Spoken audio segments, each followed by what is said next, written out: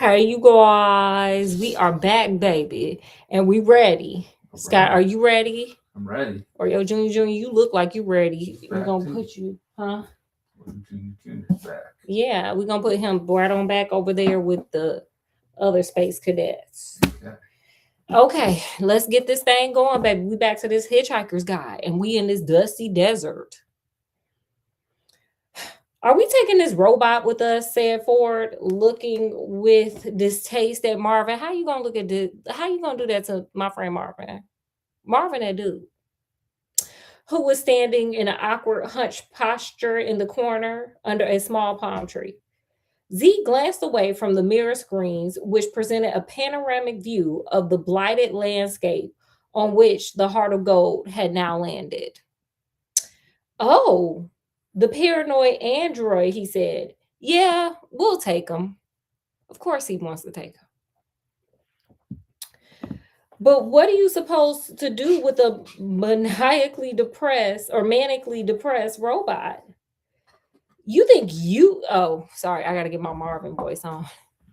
You think you've got problems, said Marvin, as if he was addressing a newly occupied coffin. What are you supposed to do if you are maniacally depressed robot? No, don't bother answering that. I'm 50,000 times more intelligent than you, and even I don't know the answer.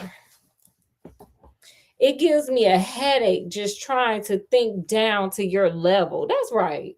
Never level down. That's one lesson I'm going to say. Never level down. Be like Marvin, the depressed robot. Don't level down. Period.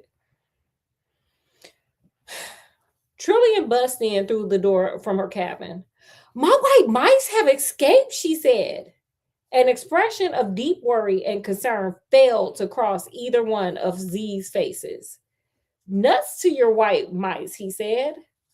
Trillian glared an upset glare at him and disappeared again. Girl, ma'am, he don't give a damn. Okay, he don't care about none of that. The man is on the planet he want to be at. He don't care about your white mice.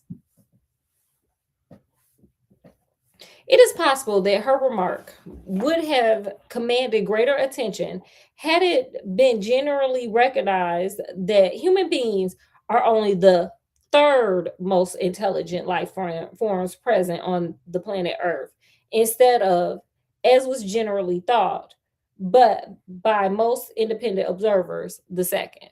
Who do you think the first were, Scott? I don't know.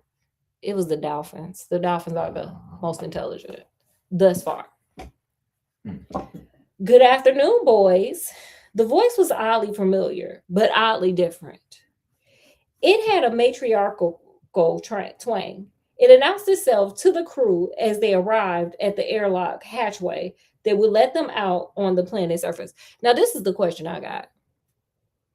How the hell do we know if there's air on this planet? I don't know. Maybe that ship has sensors that can detect it. I wouldn't trust it. I would want a spacesuit. Like, how do we know what diseases this planet got on it? We just jumping out on rando planets. Could be some things. Yeah, like, how do we know? They looked at each other in puzzlement. It's the computer, explained. See, I discovered it had an emergency backup personality that I thought might work out better. Okay, period. So we don't like the happy joy that we had, because I liked it. Now, this is going to be your first day out on a strange new planet, continued Eddie's new voice. So I want you all wrapped up, snug and warm. No playing with any naughty bug-eyed monsters. Okay, girl.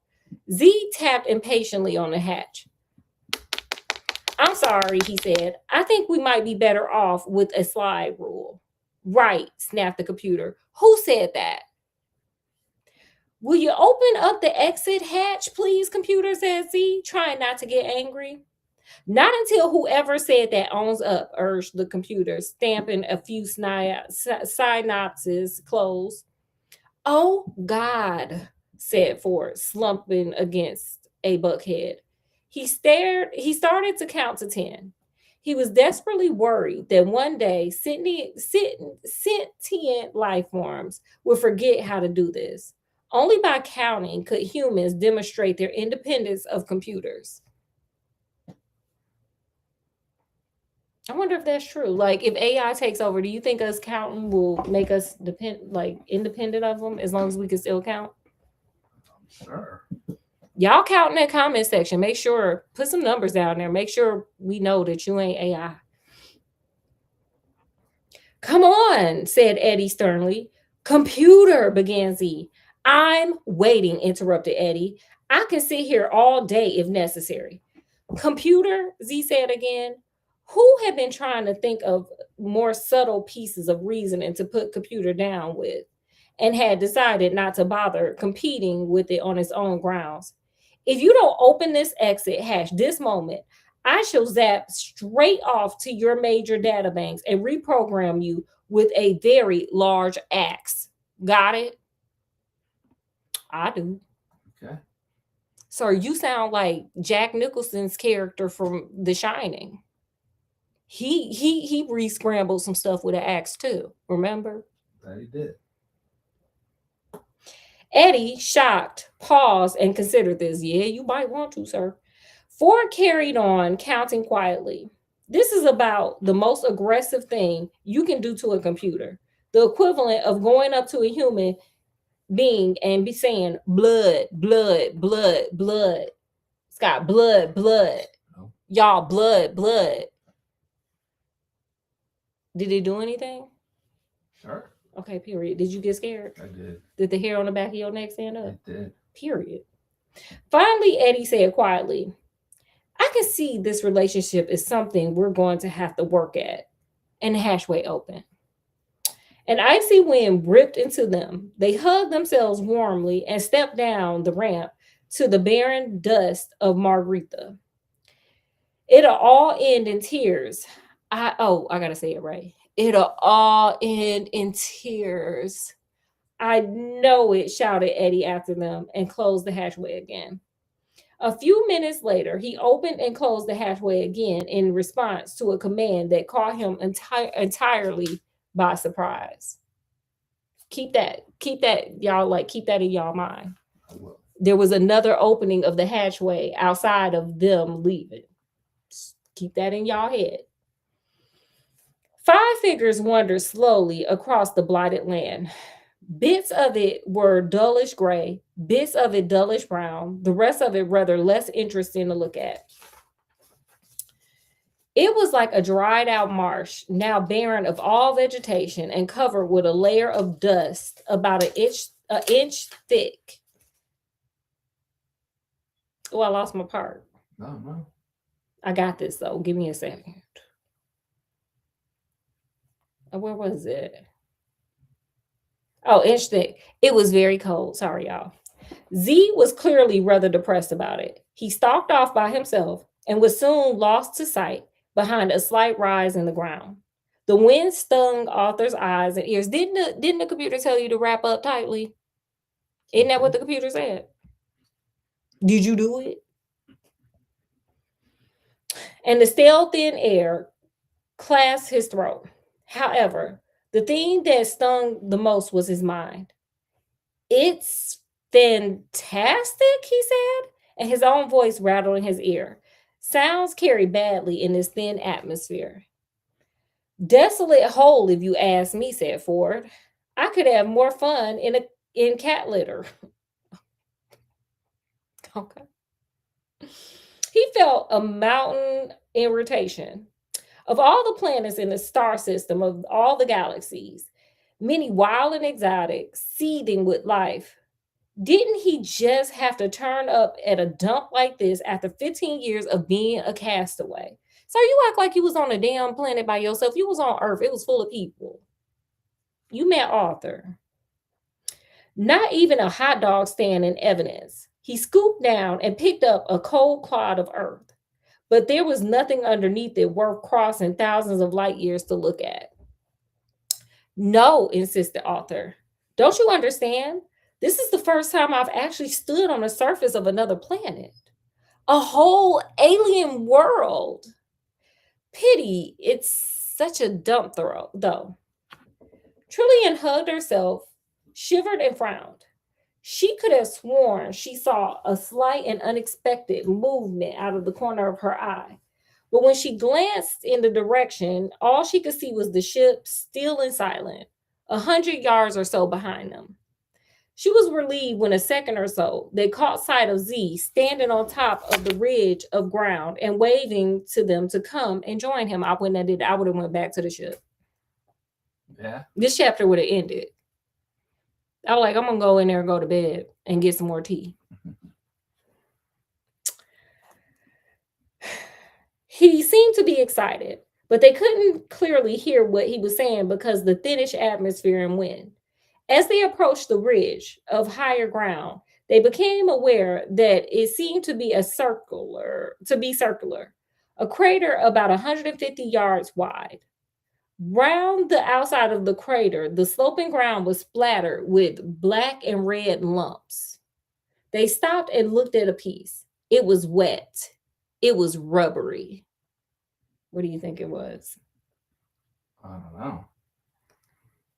With horror, they suddenly realized that it was fresh whale meat. Oh, no. Remember in the probability thing, the whale was flying through the sky. Well, he hit the ground and splatted. Yeah, don't forget that. There's petunia somewhere too. But yeah, remember he was like, "Oh, what is this? This wind? Oh, no. What am I gonna call myself? A whale? What's that coming towards me? Round." R.I.P. Whale. R.I.P. R.I.P. And if Arthur get hungry, baby, get you some whale meat. Period. Just Lent. I mean, it is Lent. Yeah. Get you some whale meat. Or stop at Culver's. Or Popeyes. They got bomb fish sandwiches. Anyway, at the top of the crater's lips, they met Z. "Look," he said, pointing into the crater. In the center lay the exploded carcass of the lonely sperm whale that hadn't lived long enough to be disappointed with his lot. R.I.P. one more time, boo. The silence was only disturbed by the light involuntary spasms of Trillian's throat. "I suppose there's no point in trying to bury it," murmured Arthur, and then he wished he hadn't. "Come," said Z, and started down into the crater. "What? What's down there?" said Trillian with severe distaste. "Yeah," said Z. "Come on, I've got to show you." Sir, you ain't even answer her damn question right. Anyway, "We can see it," said Trillian. "Not that," said Z. "Something else. Come on." They all hesitated. "Come on," insisted Z. "I found a way in." "In," said Arthur in horror. "Into the interior of the planet, an underground passage. The force of the whale's impact cracked it open. And that's where we have to go, where no man has trotted these 5 million years, into the very depths of time itself." I would have took my little self right on back to that ship and went to sleep. And let them, you can explore, you can do all of it, baby. I'm still struggling with Earth is gone. Marvin started his ironical humming again. Z hit him and he shut up. With little shudders of disgust, they all followed Z down the incline into the crater, trying hard to avoid looking at the unfortunate creature. "Oh, life," said Marvin dolefully. "Loathe it or ignore it. You can't like it." The ground had caved in where the whale had hit it, revealing a network of galleries and passages, now largely obstructed by collapsed rubble and entrails. Z had made a start clearing a way into one of them, but Marvin was able to do it faster. Dank air wafted out of its dark recesses, and Z shone a flashlight into it. Little was visible in the dusty gloom. "According to legends," he said, "the Margrethians live most of their lives underground." "Why is that?" said Arthur. "Did the surface become too polluted or overpopulated?" "No, I don't think so," said Z. "I think they just didn't like it very much." Are you sure you know what you're doing? Said Trillian, peering nervously into the darkness. We've been attacked once already, you know? Look, kid, I promise you the live population of this earth is nil plus the four of us. So come on, let's get on in there. Hey, Earthman, said Arthur. Yeah, could you just sort of keep this robot with you and guard this end of the passageway? Okay? Guard, said Arthur. What from? You just said no one else is here. Yeah, well, just for safety, okay, said Z. Whose? Yours or mine? Good, lad. Okay, here we go. Z don't be answering no damn questions. Then Trillion asked him a question and he just was like, yeah, girl, whatever. And then that author's like, okay, what am I gardening from? He's like, thank you. I'm gonna start doing that. Scott asked me a question. Oh, well, what's for dinner, Mama? Thank you. Yes, all of it. Okay. Period. I'm gonna start doing that from now on. Z scrambled down into the passage, followed by Trillion and Ford. Well, I hope you all have a really miserable time, complained Arthur. Sir, I'm gonna need for you to stand up for yourself. Like what part of this book, sir, do you stand up for yourself? Okay. Don't worry, Marvin said. They will, period. In a few seconds, they had disappeared from view. Arthur stamped about in a huff and decided that a whale's graveyard is not the whole a good place to stump around in. Yeah, you're gonna be tracking whale entrails all into the ship. You're nasty. You're real nasty. Yeah. Marvin eyed him balefully for a moment and then turned himself off, period. Z marched quickly down the passageway, nervous as hell, but trying to hide it by striding purposefully. He flung the beam around. The walls were covered in dark tiles and were cold to the touch, the thick air with decay. There, what did I tell you? He said. An inhabited planet. Sir, you said it was uninhabited. Make up your mind. Margarita. And he strolled on through the dirt and debris that littered the tile floors. Trillion was reminded unavoidably of the London Underground, though it was less thoroughly squalid. At intervals along the wall, the tiles gave way to large mosaics, simple angular patterns in bright colors. Oh, it sounds so pretty. It sounds like a museum. Trillian stopped and studied one of them, but could not interpret any sense in them. She called to Z. Hey, do you have any idea what these strange symbols are? I think they're just strange symbols of some kind. This man is really dumb. He reminds me of the president from Idiocracy. Like they're the same people. This is just the president from Idiocracy. That's true. Yeah, like sir, why did you just repeat back what she asked you? You're stupid. Anyway, said Z, hardly glancing back. Trillion shrugged and hurried after him. From time to time, a doorway led either to the left or right into smallish chambers, which Ford discovered to be full of derelict computer equipment. Okay, girl, them the old storage rooms. He dragged Z into one to have a look. Trillion followed. Look, said Ford. You reckon this is Margarita? Yes, said Z. And we heard the voice, right? Okay, so I brought the fact that this is Margarita for the moment. What you have so far is nothing about is how in the galaxy you found it. You didn't just look it up in a star atlas, that's for sure.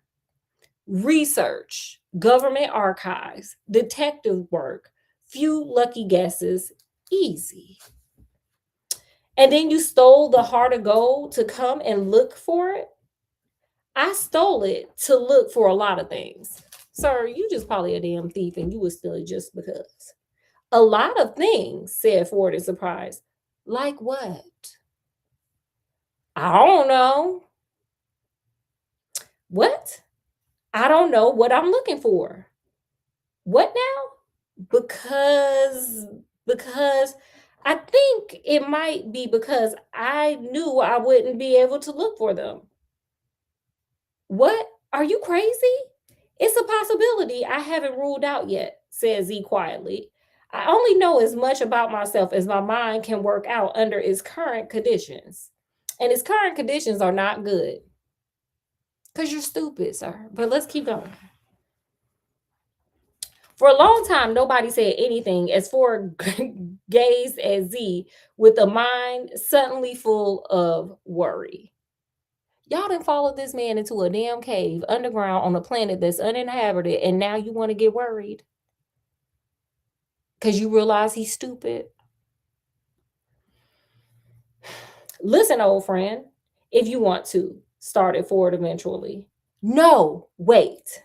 I'll tell you something, said Z. I free will a lot. I get an idea to do something, and hey, why not? I do it. I reckon I'll become president of the galaxy. And it just happens. It's easy. I decided to steal this ship. I decided to look for Margarita, and it just happens.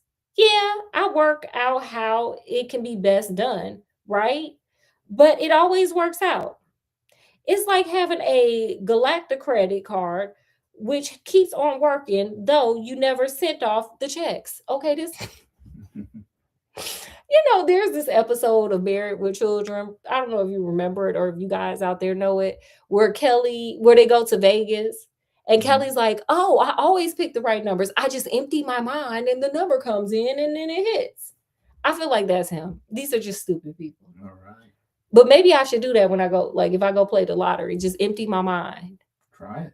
And then whatever numbers come in there, just play it. Watch me hit the lottery. Okay. Y'all should try I'm all that. for it. Go out there and try that. Just clear your mind and write whatever numbers come to you. Anyway, and then whenever I stop and think, why did I want to do something? How did I work out to do it? I get a very strong desire to just stop thinking about it. Period. Is this how stupid works? I guess so. Period. Like I have now.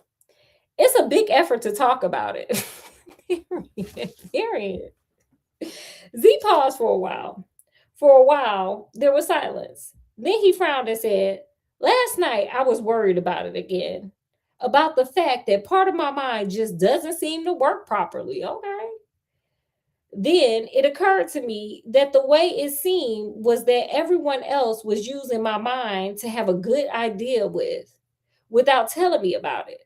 I put the two ideas together and decided that maybe somebody has locked off part of my mind, for that purpose. So somebody realized that you were so stupid they could just put thoughts up in there and you would just do it. Is that what you're saying, sir? Okay. Which was why I couldn't use it. I wondered if there was a way I could check.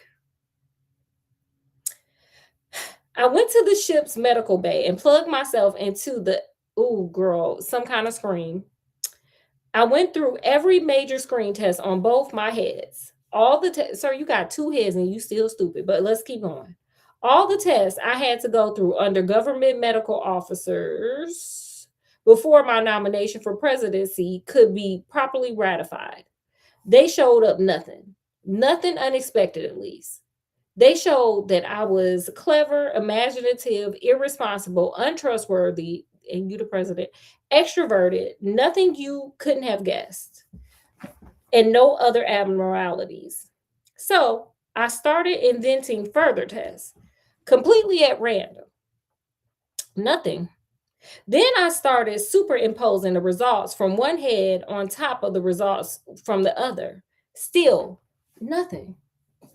Finally, I got silly. Finally, and you just got there? Okay. Because I had given it all up as nothing more than an attack of paranoia. Last thing I did before I packed it in was to take the superimposed picture and look at it through a green filter. You remember, I was always super superstitious about the color green when I was a kid. I always wanted to be a pilot on one of those trading scouts. Ford nodded. And there it was, said Z, clear as day. The whole section in the middle of both our brains that related only to each other and not to anything else around them. Some bastard had cauterized all the synapses and electronically traumatized those two lumps of cerebellum. So someone fused your brains together, sir? Guess so. Ford stared at him, aghast. Trillian turned white. Somebody did that to you, whispered Ford. Yeah. But have you any idea who or why? Why? I could only guess. But I do know who the bastard was. You know? How do you know?